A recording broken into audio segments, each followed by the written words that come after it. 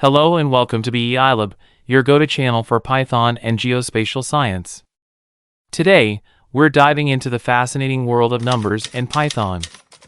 So, without further ado, let's embark on this numerical journey.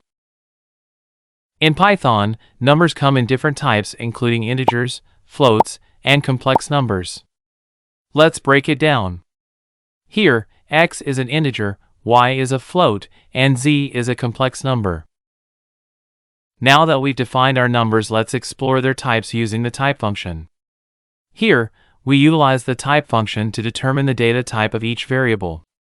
As you can see, x is an integer, y is a float, and z is a complex number. Now, let's delve into working with integers, paying special attention to the length of numbers in Python. Here, we have three integer variables, x, y, and z. Python accommodates both small and large integer values seamlessly. The variable y demonstrates Python's capability to handle lengthy integer numbers. Moving on to float numbers, Python offers flexibility in representing decimal values. Let's explore this with the following code.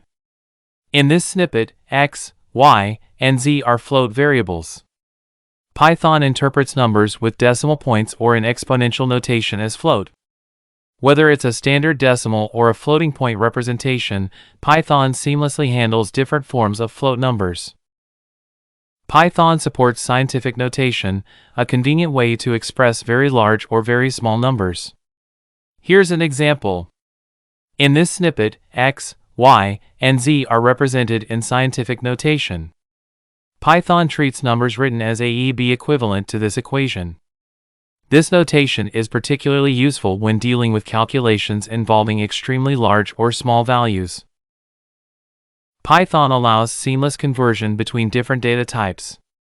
Let's explore some examples. In this code snippet, we demonstrate converting an integer to a float to an int, and an integer to a complex number. Python's versatility in type conversion adds flexibility to your programming endeavors. Python provides a powerful module for working with random numbers. Let's explore a simple example. In this snippet, we import the random module and use the ranrange function to generate a random integer between 1 and 1000. Thank you for joining us on this exploration of Python numbers. Don't forget to like and subscribe to our channel for future tutorials. For code examples, check out our GitHub page. If you have any questions or need further support, feel free to leave a comment below. Remember, stay curious and we'll see you in the next video.